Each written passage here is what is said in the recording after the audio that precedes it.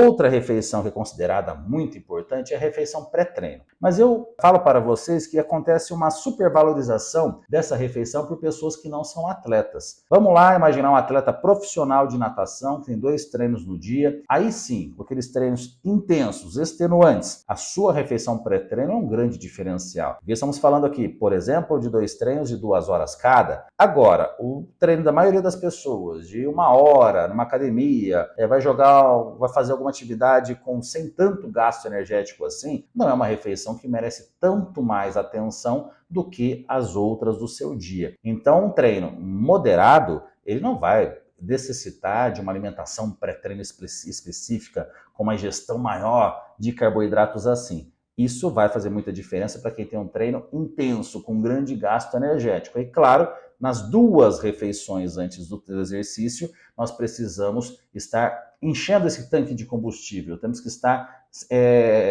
sintetizando glicogênio muscular e hepático, que é a nossa reserva de carboidrato. Inclusive, se esse treino for longo, nós precisamos, durante esse treino também, continuar abastecendo o nosso tanque. É como se o seu carro tivesse autonomia para 300 quilômetros, você vai viajar para um local que fica 500 quilômetros. Você vai ter que abastecer no meio do caminho. Se você vai pedalar 3 horas de maneira intensa, você vai ter que ir abastecendo ao longo do caminho. Por isso que existem géis de carboidrato, barras energéticas de carboidrato e bebidas também que você pode usar no Camelback ou nas suas garrafinhas. Quando falamos, portanto, em um treinamento, pontos chaves. Qual é o seu treino? É treino mesmo ou é basicamente ali um leve aumento no seu gasto energético? Eu faço uma caminhada, você não vai precisar de um preparo, de uma alimentação específica antes do seu treino. Não, meu treino ele dura 40 minutos, mas é um treino muito intenso. Ok, você vai precisar de uma alimentação mais elaborada antes do treino, mas você não vai ficar se entupindo de alimentos fonte de carboidrato para treinar 40 minutos, mesmo esse treino tendo uma intensidade muito grande. Qual o volume do treino? Aí entra a questão da intensidade e volume. Muito intenso, mais 40 minutos. É um treino moderado, mas tem 4 horas. Então, nesse caso, você vai precisar até de mais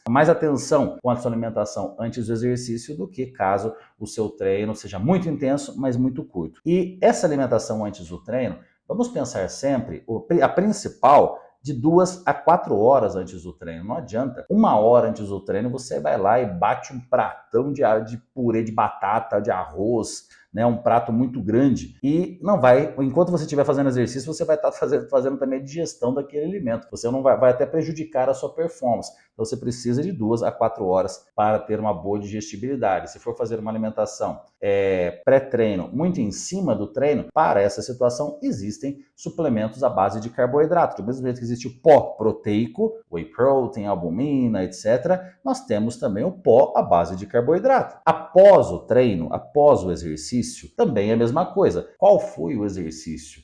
Vamos lá, quando a gente fala de um atleta, é muito simples, né? No sentido de, porque tudo muito, é como se fosse um robozinho. Você tem ali todas as condições favoráveis para aplicar essas regras da nutrição. O problema é alguém que não tem essa disciplina, não tem essa organização da sua rotina. O atleta que treinou de manhã, 2 horas de natação. À tarde, ele tem mais 2 horas, muitas vezes é um treino específico, mesmo nadador, é musculação, é outro tipo de treino, mas que tem também uma grande intensidade. Você precisa estar recuperando esse atleta entre um treino e outro. Então, acabou o treino, ele já provavelmente vai utilizar um shake contendo proteínas e carboidratos para acelerar essa recuperação, essa síntese de glicogênio. Na sequência, depois de 1 horinha, já faz mais uma alimentação, depois de mais 3 horas, mais uma alimentação e volta para a sua rotina de exercício. Isso às vezes quando dá tempo de encaixar mais uma alimentação, mas outras vezes fica basicamente um shake, uma refeição, já volta ali para o treino. Normalmente coloca-se de 5 a 6 horas de intervalo entre o final de um treino e o início do outro. Ou seja, num caso como esse, nós precisamos acelerar o processo de recuperação. Diferente daquela pessoa que treina 3 vezes por semana. Então ela tem um tempo muito tranquilo para conseguir a sua recuperação. Então não precisa daquele desespero logo após o exercício para estar recuperando. Uma dificuldade hoje com redes sociais, aquela pessoa que entrou na academia hoje, ela tem acesso ao que o atleta profissional faz, o atleta profissional de bodybuilding. Então ele olha, nossa, esse atleta que eu acompanho, já acompanhava até muito antes de pensar em treinar. Esse atleta que eu acompanho, acaba o treino e toma esse suplemento, toma um shake e tal. Ah, vou tomar também. Pô, é igual você começar a pedalar hoje e já investir R$ 100.000 numa bicicleta, não tem lógica nenhuma. Você precisa gradativamente dar um passo atrás do outro, né? E a questão do suplemento após o exercício é apenas um facilitador. Numa situação como essa de um atleta que precisa o quanto antes estar recuperado, ajuda muito. Mas vamos lá, você acaba o exercício, você já tem um restaurante próximo, ou então você já vai para sua casa fazer sua alimentação,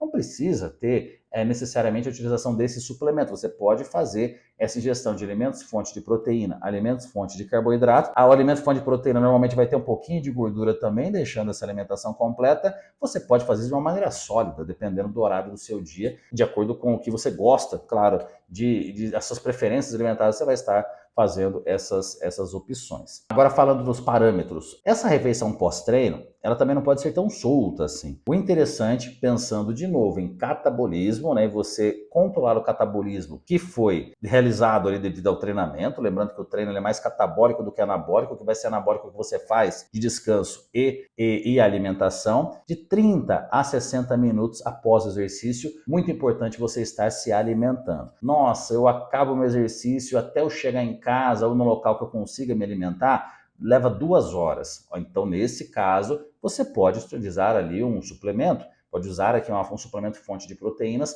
para facilitar a sua vida naquele momento. O suplemento tem que ser visto como um coringa e não como uma necessidade para uma pessoa que não é um caso, um atleta que tem essa necessidade quanto antes de estar suplementando após o exercício. E quando eu falo atleta, pensem principalmente em atletas que têm 2 treinos ao longo do dia. Esses são os que mais se beneficiam dessa aceleração do processo de recuperação. Agora, outra situação também. Você é magrinho e está buscando ganho de massa muscular. Provavelmente você não tem um grande apetite e você precisa comer mais para você estar ganhando massa muscular. Então, acabou o exercício, se você não tiver fome, se por você ficaria 2, 3 horas sem comer, entra também o suplemento nesse momento para facilitar a ingestão dos nutrientes que você deseja. Então aqui nesse caso, mais uma vez, acaba sendo um coringa, seja por praticidade ou até mesmo por facilidade para você estar consumindo, se alimentando em um momento que talvez por você não comeria. É muito interessante no consultório, você recebe, né, aquele indivíduo magrinho, né? Aí você começa a conversar, um bate-papo sobre alimentação e ele fala, poxa, mas eu como bastante. Daí quando você vai ver o bastante, ele acorda de manhã, não come nada, almoça uma montanha, passa o dia inteiro sem comer e janta uma montanha. Pô, então ele só come bastante 2 vezes por dia, né? Então não vai adiantar muita coisa assim, porque não está tendo esse fracionamento para estimular a síntese proteica que eu já comentei com vocês.